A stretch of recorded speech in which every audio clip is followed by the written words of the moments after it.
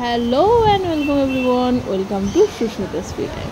তো বাইরে চলছে বৃষ্টি, ওয়েদারটা বেশ মনোরম। আর এই সময় হঠাৎ মাথায় আসলো যে যদি কাতলার রেজালা খাওয়া যায় তাহলে, মানে মাছের রেজালা খেলে কেমন হয়।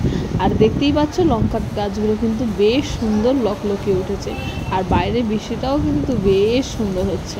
তো যেমন ভাবা তেমন কাজ। তার কারণ হচ্ছে কি, আমার ফ্রিজে দেখলাম 4 পিস কাতলার পেটি পড়ে রয়েছে।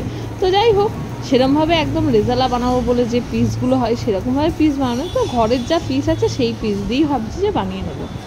তো মোটামুটি প্রমাণ মাপেরই আছে, তো হয়ে যাবে কাজ।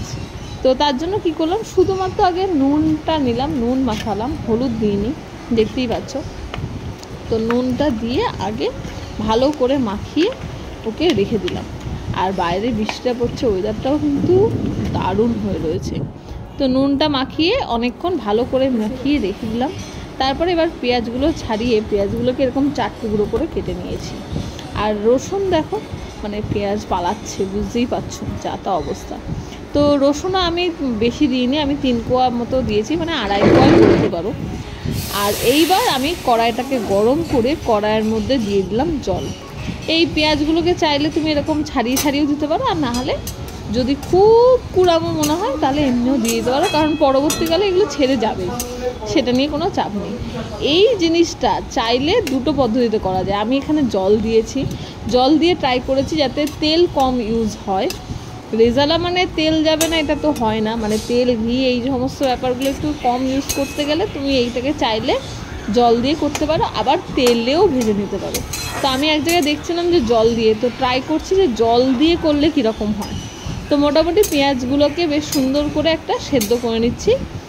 আর বাইরে বৃষ্টি কিন্তু সেই হয়েই চলেছে, মন কিন্তু একদম সেরা হয়ে রয়েছে, মানে বাইরের বৃষ্টিটাও হচ্ছে আর ঘরের ভেতরে চলছে রেজালা রান্না। তা আমরা বুঝতে পারছো তো। তো এবার যাই দেখি কার রান্না কদ্দূর কী হলো। তো পেঁয়াজগুলো সেদ্ধ হয়ে গেছে, এবার আমি মিক্সির বাটিতে এই পেঁয়াজগুলো দিয়ে দিচ্ছি। দেখতেই পাচ্ছ সুন্দর সেদ্ধ হয়ে এসছে। তো আমি এই কন্ডিশনে দিলাম। এবার এই পেঁয়াজগুলো থেকে কিন্তু এই যে সুন্দর একটা সেন্ট বেরোতে শুরু করবে অটোমেটিক, মানে তোমাকে আর আলাদা করে কিচ্ছু করতে হবে না, আলাদা করে কোনো রকম সেন্ট দিতে হবে না, শুধুমাত্র ধৈর্য লাগবে। তো পেঁয়াজ আর রসুনের পেস্টটা মোটামুটি হয়ে গেছে। এইবার আমি একটু সাদা তেল কড়াইয়ে নিয়ে নিচ্ছি। এই জায়গায় তুমি চাইলে ঘিও ইউজ করতে পারো, আর আমি একটুখানি ঘিও মিশিয়ে নিয়েছি। তো এবার ঘি আর তেলটা খুব কম দিয়েছি, মাত্র 4 পিসি মাছ। তো সেই হিসাবে একদম বাড়তি এক্সট্রা তেল, বেশি তেলে আমি রান্না করব না। আজকের মানে টার্গেটই হচ্ছে রেজালা রান্না করব, টেস্ট নষ্ট হবে না, অথচ বেশি তেল ঘিও যাবে না। তো এখানে নিয়ে নিচ্ছি একটু মগজ, তার সঙ্গে নিয়ে নিলাম একটুখানি পোস্ত আর কয়েকটা কাজু। আর এইবার এইটাকে আমি আগে শুকনো পেস্ট করে নিলাম। তো শুকনো পেস্ট করে নিয়েছি, দেখতেই পাচ্ছ মিক্সিতে। এবার সামান্য একটু জল দিয়ে নিচ্ছি যাতে এই পেস্টটা স্মুথ হয়ে যায়। তো বেশ দেখতে পাচ্ছ এবার পেস্টটা স্মুথ হয়ে গেছে।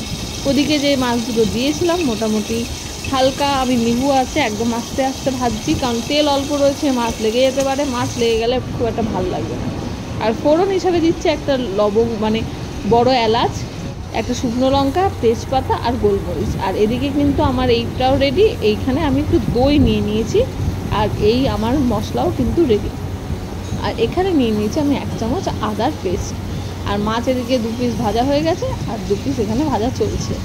তো ভাজা হোক মাছের মতো মাছ, তারপরে রান্না শুরু করা হবে।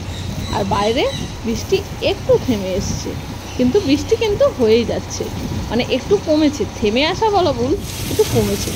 তো এবার ফোড়ন দিয়ে এবার পেঁয়াজ আর রসুনের পেস্টটা আগে আমি দিয়ে দেবো। আর আমার এখনও কিন্তু ফ্লেম মোটামুটি কমানো আছে। তো বলেছি যে আমি কম ফ্লেমেই আজকে কিন্তু, মানে কম তেল কম ফ্লেমেই রান্না করব, তাতেই কিন্তু এই রান্নাটা সেন্ট খুব সুন্দর হবে। আদার পেস্টও আমি দিয়ে দিলাম এর মধ্যে, বেশ মানে এত সুন্দর হবে, আমি নিজেই কল্পনা করতে পারিনি যে সত্যিই রেজালাটা এতটা সুন্দর হতে পারে আর এতটা কম তেলে রান্নাটা হতে পারে। তো ট্রাই করছি প্রথমবার কম তেলে, মানে হ্যাঁ রেজালা তো তেল ছাড়া করাটা একটু বাজে ব্যাপার।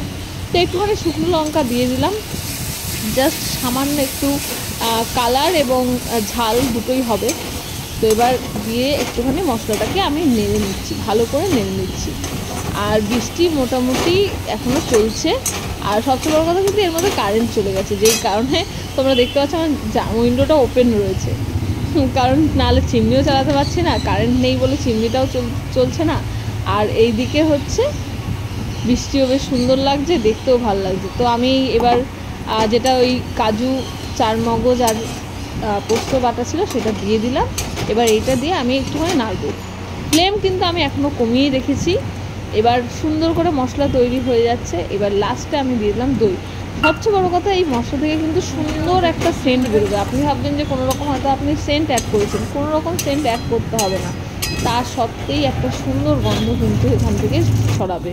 আর আপনি ভাবছেন যে মনে হয় এর মধ্যে অ্যাডেড কোনো সেন্ট দেওয়া হয়, কোনো সেন্ট দিতে হয় না, এর রান্নাটার থেকেই নিজস্ব একটা সুন্দর গন্ধ বেরোয়। তো এবার আমি মশলাটা দেখলাম হয়ে গেছে, এবার জল দিয়ে আস্তে আস্তে আস্তে একটু ফোটাবো। তারপরে মশলাটা ফোটানো হয়ে গেলে আমি এর মধ্যে মাছগুলো ছেড়ে দেবো। মাছ ছেড়ে দিয়ে 1-2 মিনিট সুন্দর করে ফুটিয়ে নিলেই কিন্তু রেডি আমাদের কাতলার রেজালা। তো কেমন লাগলো রেসিপিটা অবশ্যই জানিও, আর খেতে কিন্তু দারুণ হয়েছে। আর বাড়িতে রেসিপিটা ট্রাই করে অবশ্যই কমেন্ট করবে যে কেমন খেলে। চ্যানেলে নতুন হলে চ্যানেলটাকে সাবস্ক্রাইব করতে ভুলবে না, আর ভিডিওটা ভালো লাগলে অবশ্যই লাইক করবে। তো আমি জানাচ্ছি বিদায়, টাটা, বাই বাই।